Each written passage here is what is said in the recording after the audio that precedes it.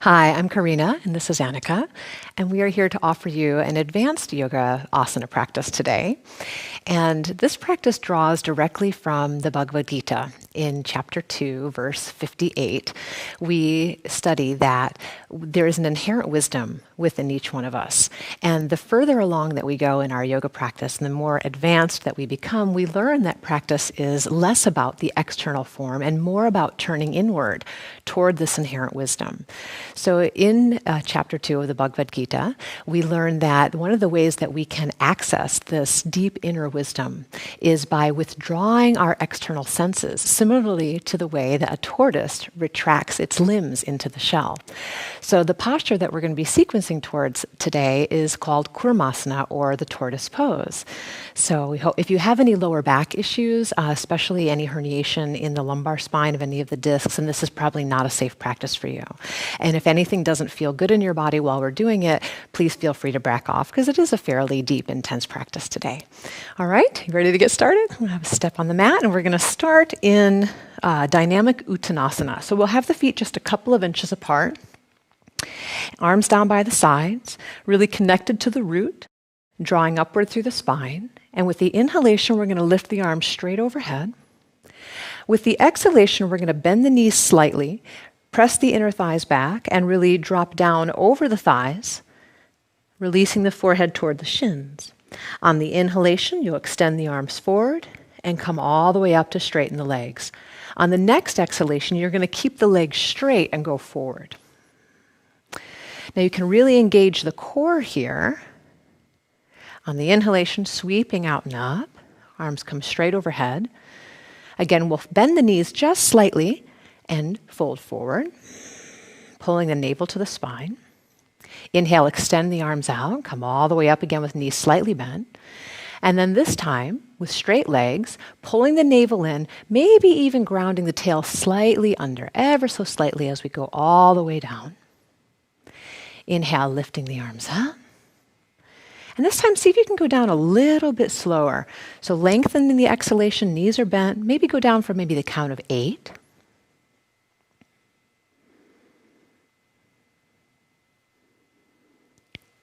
And then inhale all the way up. Great. This time we'll go down for maybe about the count of 10. So legs are straight.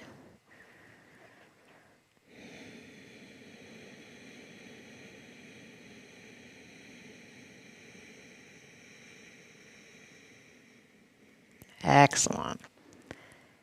And then stay down in the posture for just a moment. And you'll want to see, where are you distributing the weight in the body? Is it really anchored mostly in the heels? Or can you shift the weight just a little bit more into the balls of the feet? Can you hug the outer calves in slightly?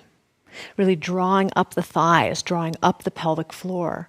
Maybe even pulling the abdomen in. Maybe walking the fingertips back so that they're right in line with the toe tips, and bring the forehead right in toward the shins. Even just the slightest bend of the knees will help to feel the pelvic floor engage a little bit more. Beautiful. Take your last deep breath here, and then we'll walk back into downward facing dog pose, Adho Mukha Svanasana. So in Adho Mukha Svanasana, we want to really be pushing back through the inner thighs, lifting up through the rib cage. Excellent. Beautiful. So now we'll step the right foot forward between the hands, and we're going to prep for Virabhadrasana 1, or Warrior 1. So the back foot turns to a 45-degree angle, the hips square forward, and with the inhalation, we'll rise up into Vira 1. With the exhalation, you're going to interlace the fingers behind the back. With the inhalation, lift the arms up off the back, maybe puffing the chest toward the sky a little bit. And on the exhalation, you're going to fold forward so that you're inside of the right thigh. The back foot stays anchored to the floor. The inner thigh is really lifting. And as you can see, Annika's working her forehead towards the floor as her arms come up and over. So this internal rotation of the shoulder is what's really going to help us in Kurmasana later. So feel a nice lengthening through the sides of the upper back as well. Great. Now you're going to stay down in the pose, but release the hands to the inside of the right foot. And then you're going to start to actually first curl the back toes under, and you might even need to step this foot into the midline just a little bit more, maybe an inch over to the right. There we go. Now you're in a nice high lunge or Anjalyasana. So here you're going to start to bend the elbows and work the right shoulder to come underneath the right knee. So the hand will come now to the opposite side or the pinky toe edge of the foot. Now you can see Annika's got a nice strong foundation with her hands, and so she can start to work the forehead more toward the floor, maybe even resting her head on the floor. Taking some nice deep breaths, staying connected to center. You can even see in this posture how there's a sense of being very inward. So we're moving towards that in the sequence, both physically, what we're doing to prepare the body for the posture, but also energetically. Great. So next, we are going to take the right hand out from underneath the knee and bring it in front of the foot and around the side. So we're going to take the right foot a little bit more into the midline, but keep it quite far in front of you. Because here, we're just going to let that bent knee kind of fall out to the side. So this looks a little bit like we're moving towards pigeon, but we're staying in a lunge. We're just now allowing the external rotation of the femur to start to really access the muscles of the gluteus, the region here, so the piriformis. So you're feeling the piriformis right now? I bet you probably are at home as well. So staying here, again, nice and connected to the core, and just allowing gravity to drop this right knee out to the right. And taking some deep, nourishing breaths into whatever sensations you're feeling. Stay for about 1 or 2 more deep breaths.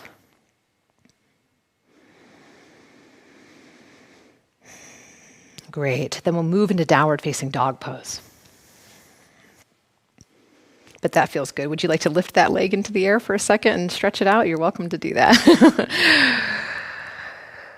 And then when you feel like you've adjusted here, it's optional. If you'd like to move through a vinyasa flow of coming into plank pose, chaturanga, and up dog, you're welcome to do that. If you'd rather just rest in the downward facing dog pose, that's also okay. Any variation of this is fine. Annika's choosing a nice mild variation for herself.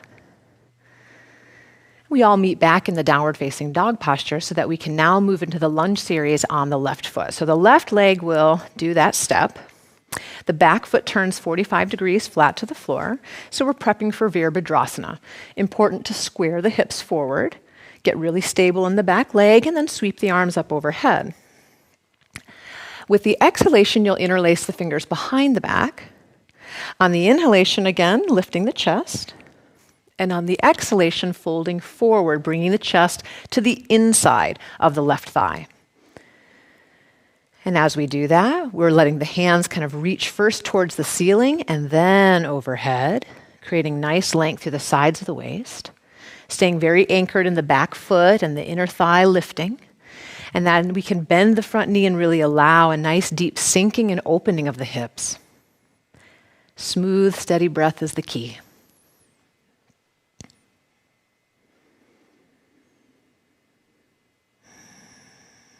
Next, we move into the lunge variation. So the hands come down to the inside of the left foot, and the back toes will curl under into lunge and possibly step a couple inches to the left. And then, as you feel stable, you can start to bend the elbows and work the left shoulder underneath the left knee. Again, staying really connected to breath and to the foundation of the earth. And then when you're ready, the head can come to the floor, and there's that sense of turning inward.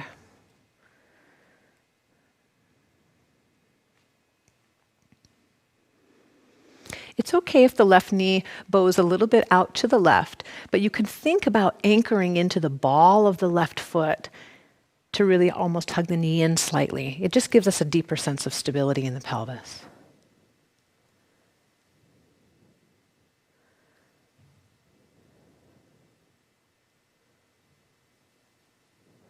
Great. Next, we unwind the left hand from underneath and bring it out in front of the left foot and across. And then just walk that left foot again into the center, still towards the front of the mat, and allow that left knee to then bow out to the side, something that resembles a lifted pigeon pose. So the back foot stays curled into the floor, the back knee stays lifted. So the goal is not to get the hips onto the floor, but to keep them lifted away from the floor so that gravity can do its work on this left knee. And of course, you're breathing deeply into the sensation that you're feeling.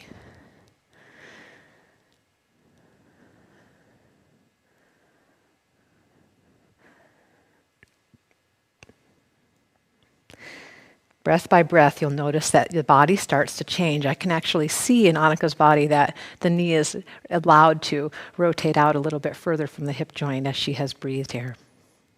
Downward facing dog when you're ready. Nice job. You can rest in down dog. You could rest in child's pose at this point, or if you're a diehard, you could go through that chaturanga up dog series again. It's really your choice.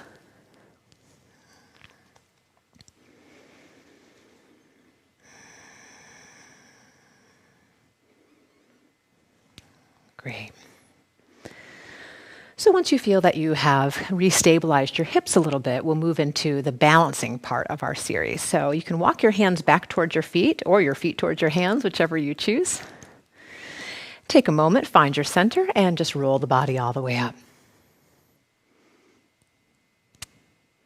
Right, so next we're going to move into a balancing posture called Garudasana, or the eagle pose.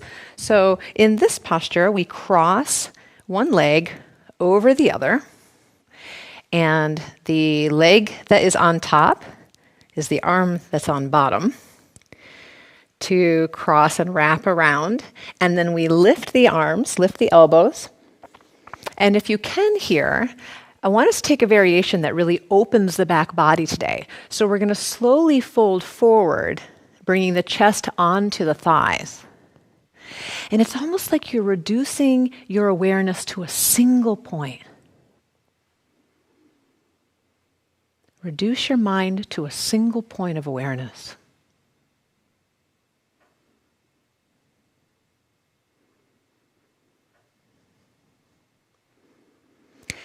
As you come out of this posture, we're going to pull the top foot into kind of a half lotus variation. And once you have the foot tucked up on its opposite hip, we're going to go ahead and fold forward.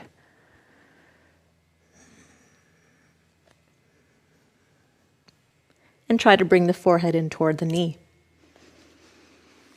Now, if you bend your standing knee just slightly and spread your seat toward the ceiling, you'll feel some nice, strong sensation in this outer hip area. So I encourage you to breathe very deeply. And when you feel complete there, see if you can stand all the way back up.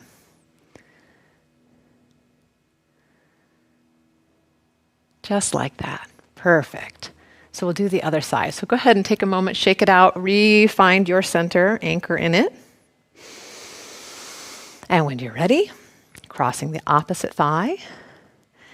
The thigh that's on top is the arm that's on bottom. And again, once you've found your poise, see if you can start to draw your awareness inward as you fold the chest down onto the thigh, reducing yourself to that single point.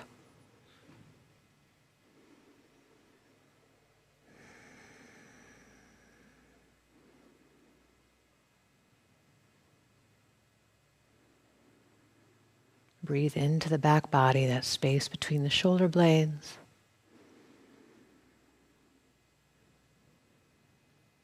And as you slowly unwind from the posture, take the top foot into its half lotus so that you can fold.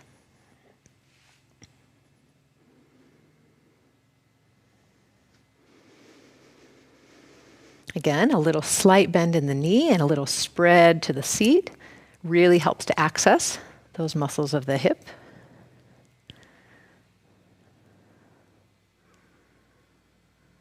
And again, awareness is folding in on itself. Senses are withdrawing, turning inward. Nice long exhalation.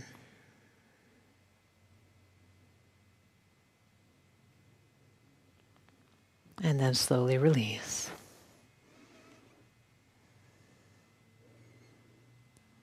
Great. So our final standing pose in this series is going to be a variation of Prasarita Padottanasana, so a wide leg forward bend. So Annika, maybe you can turn this way. Perfect. So your feet will be parallel.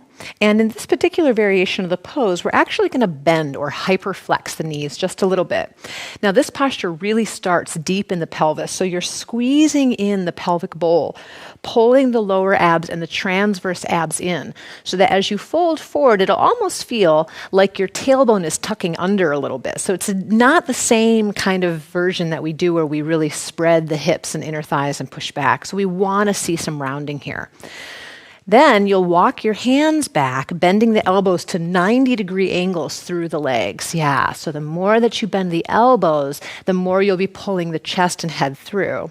Maybe don't bend quite so much. Right about there. Perfect. Now you can see this lovely continuous stretch through her entire spine from the sacrum all the way to the cervical spine. So I want to invite you for just a moment to get really still.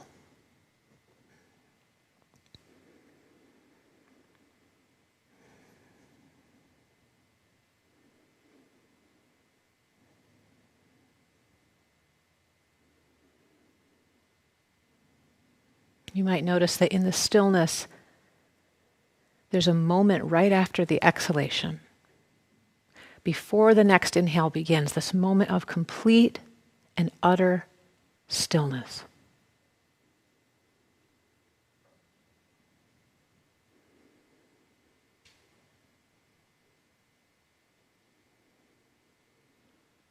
Good job. So let's come up. And then we'll take a moment to feel the energy flow back down. You might notice this quality of inward attention. We're going to come onto our backs.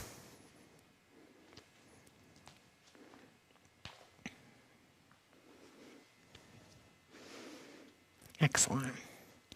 And to adjust for a moment, we'll just lift the hips into bridge pose. So you can move the hips up and down a few times. But what I really want you to focus on is squeezing the muscles of the glutes, squeezing the quadratus lumborum and the erectors of the lower back. So you're really trying to pump blood flow back into this region around the spine and really restabilize and reset it, because we're about to do some even deeper forward bending.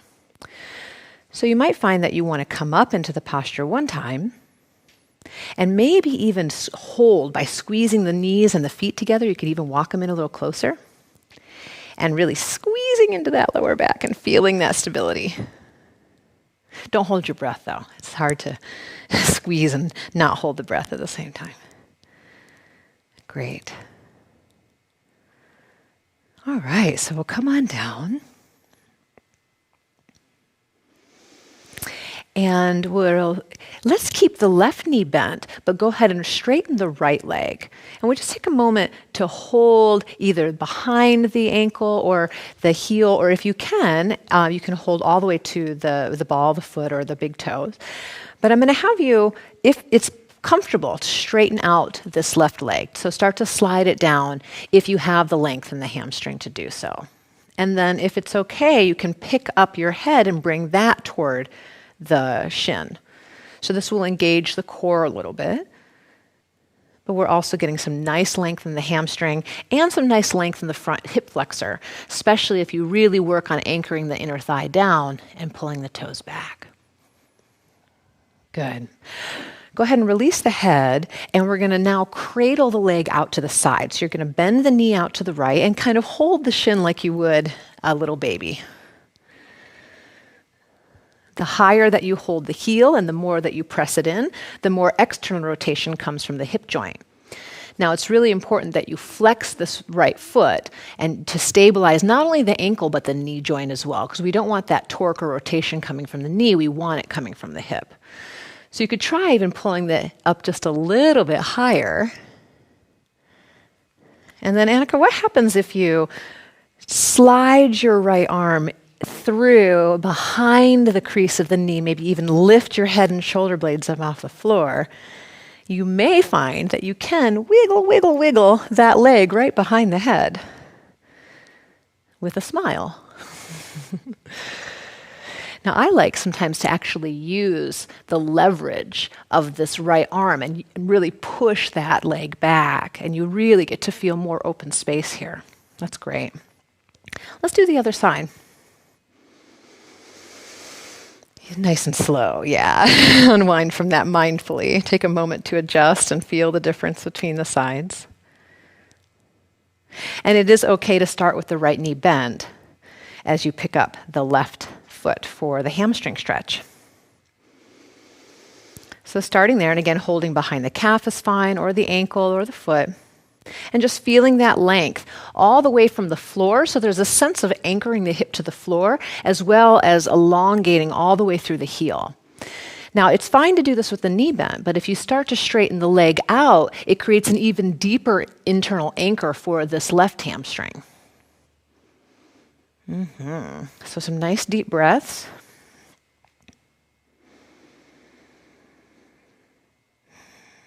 And then we'll move into the next variation, which is to bend the left knee out to the left and now cradle that left shin. So again, important to flex this right foot.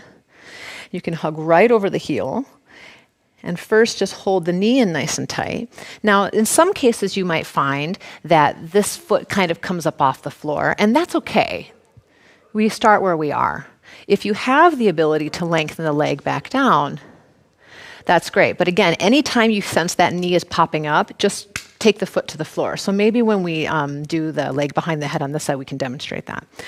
So as we now start to lift the heel higher, you work that left arm through, lift the shoulder blades and head up off the floor, and you can see Annika now bend this leg, or bend this knee so that the foot is flat, and that just gives her a little bit more stability and access to being able to put the leg behind the head. And you just go as far as you can.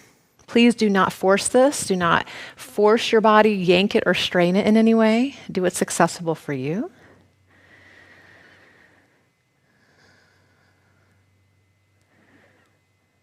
And then, of course, we have to do the full Yoga Nidrasana, don't we? So we come all the way out of there.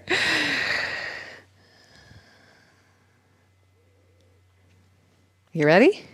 All right, so we're going to start in Ananda Balasana, or happy baby pose, where you're holding the balls of the feet, the knees are bent out underneath the armpits. And you might just take a moment there and breathe and feel a nice lengthening through the spine. And then you start to lift the head and shoulder blades and work the arms into those creases behind the knees, one at a time. And you might find your body rocking a little bit from side to side, and that's okay. And then maybe you could even get the legs behind the head. And Annika and I both like to cross the ankles and then really use the arms to stretch out and open up. You can also tuck the hands kind of under the hips in the traditional Yoga Nidrasana, which looks exactly like Kurmasana, except for it's face up instead of face down. So we're a turtle on its back.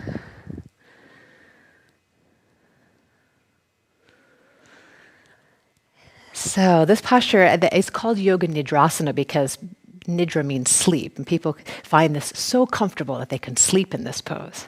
I'm not sure if that's the case for all of us today, so we won't stay there any longer. Go ahead and come on out. It is a deep forward bend, so we want to make sure that we properly counterpose. So the first thing that I'll have Annika do is just hold her knees to her chest for a moment.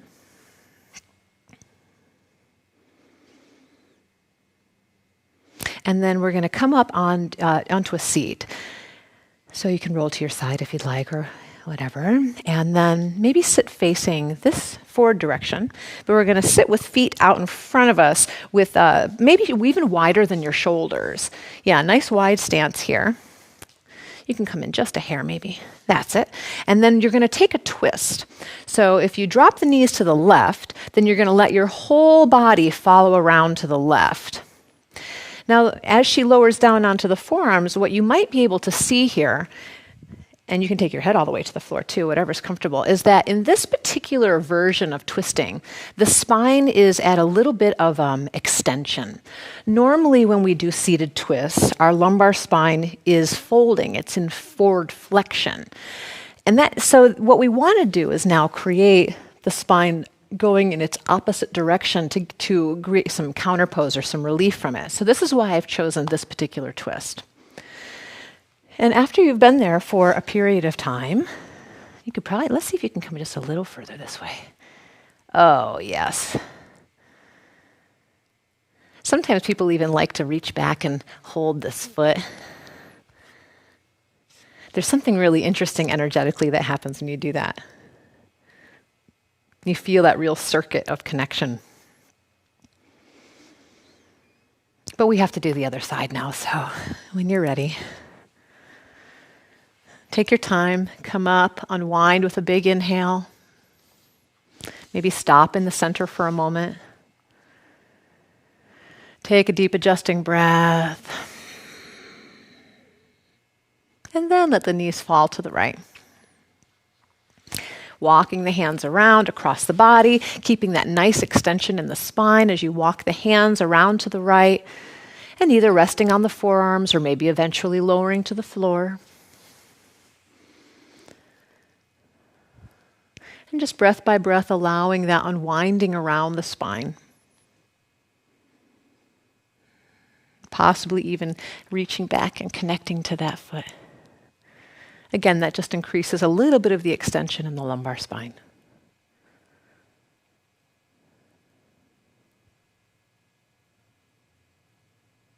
Finding that moment of stillness where you really drop in to that moment after exhale. It's not a forced pause. It's like there's just this moment of complete release, complete stillness.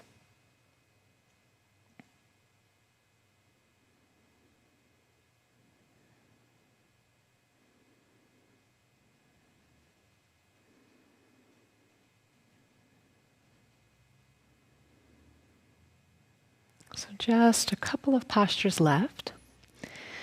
So when you're ready, let's take a nice deep breath. Inhale to unwind.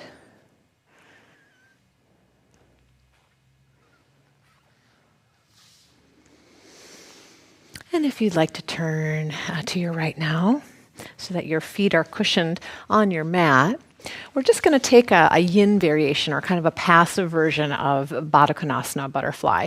And we're going to do that with the feet a little further forward than you typically do. Often when we do this posture, we pull the heels all the way in. And this time you want there to be a good 12 to 14 inches forward. So then you'll slowly let yourself just come forward, really trying to sink the abdomen first toward the floor. And what you may find is that eventually you can rest your forehead right in the arches of your feet. Again, don't force or strain to do this, but if you have that ability, if your body is that open, then feel free to just let yourself really rest there. Slowing down the breath, possibly even resting in that moment after exhale.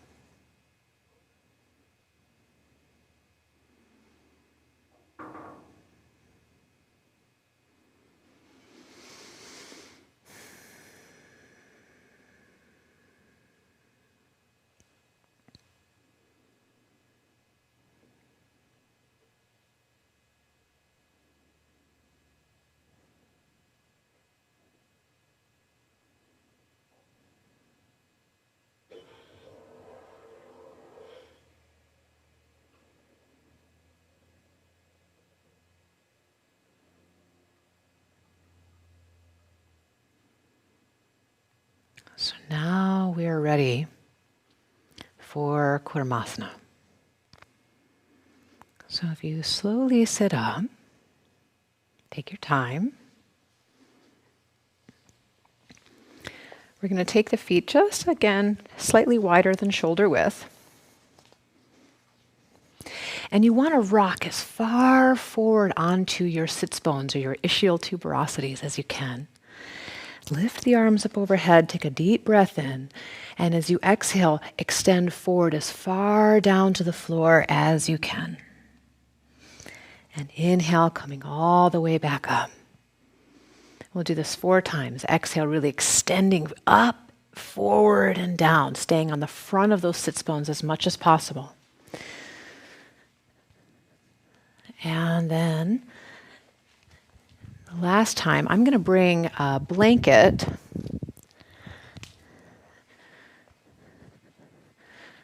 just to show you that there's a way to modify this posture to make it a little more accessible. Okay, great. Now, on this last time, you might want to start by walking your feet just a little closer together. You're going to come all the way forward and down, but you're going to now internally rotate the arms to slide them underneath the bent knees. At the same time, you have to start to now oochie scoochie walk your feet in toward the center. And they just kind of do a little dance until they can come all the way till the soles come to touch. Then the forehead can come down to either rest on the feet or mine rests actually on the floor. And this is a perfectly acceptable variation of tortoise pose. But if you have the ability to internally rotate the arms, then you notice that she can actually slide a little bit deeper into the pose that way, and possibly even bring the hands onto the back.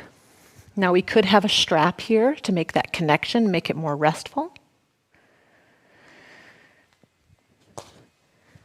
I'm not sure if it's possible, but if you're able to rock up just a hair, I could give you a blanket. Whoop! There we go. And sometimes just a little extra height underneath the hips can help us settle in a little more deeply. I'll bring you a strap too. Since we worked so hard to get into this posture, I'd really like to give you an opportunity to be here in a restful way, really coming back to that scripture about resting or establishing our minds in that place of inherent wisdom within, by withdrawing our senses just as a tortoise retracts into the shell. So resting in that moment, maybe between breaths, that deep inner quietude, and just listen.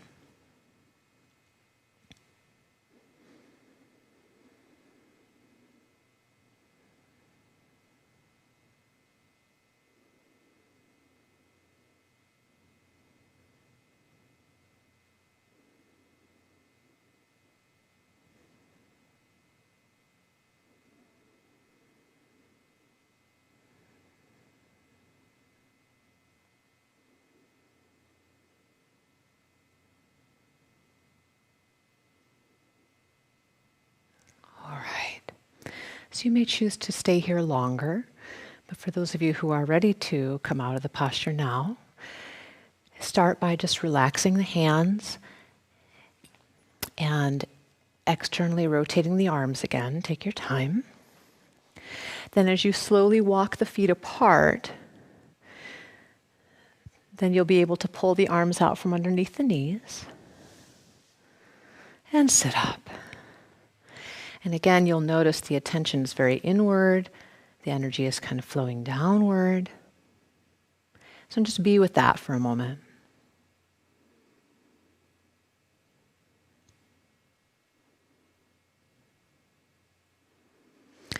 To counterpose from this, we are going to come onto our abdomens.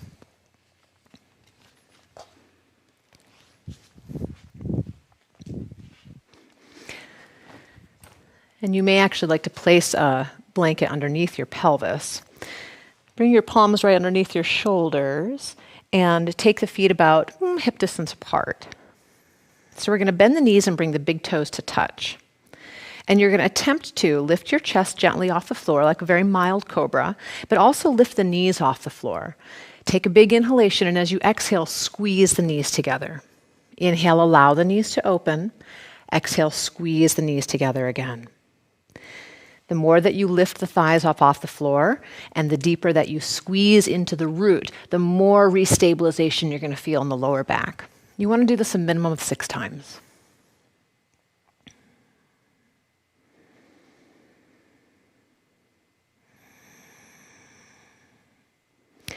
On the last one, squeeze it in, press the feet up as high as you can, reach up with the heart as much as you can, and then release. Great.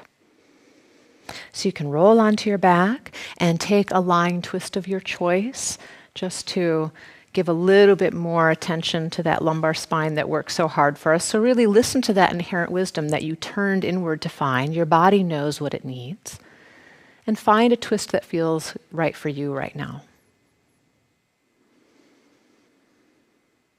Sometimes it's nice to take a hand right onto the region of the back that feels sensation, because whenever we touch, helps us to bring our awareness there. So you can imagine breathing right into your hand.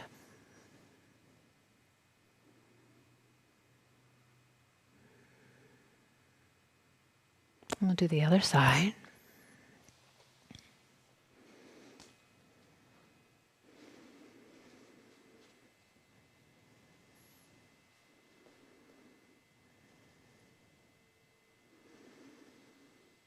And again, really relaxing and feeling the spine unwind, and using the inhalation to really nourish any place that you feel sensation, and the exhalation to relieve those places. So that true connection or unification of the body, the mind, and the breath, the action and the attention together, that is the state of yoga. Yoga is a means, it's a practice, but it's also a state, and we use the means to attain the state. And this posture Kurmasana helps bring us deeper and closer towards the realization of that state, where action and attention are truly unified. When you feel complete here, we'll move into Shavasana.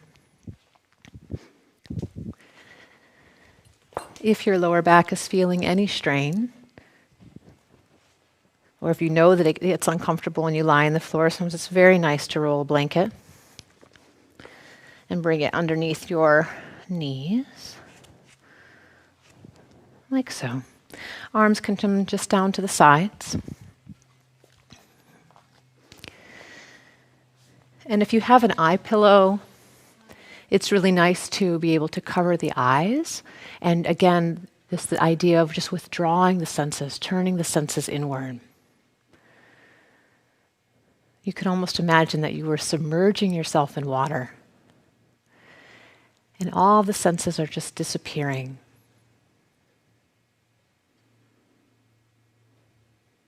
With every exhalation, you feel yourself drawing deeper and deeper inward. Less and less distracted by sight, sound, sensation.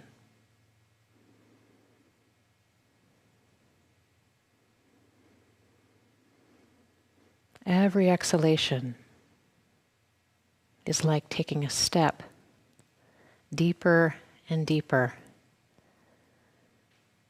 into the water or the womb of the self.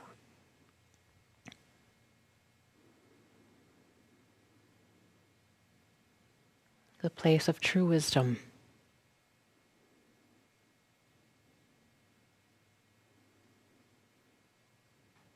Freedom.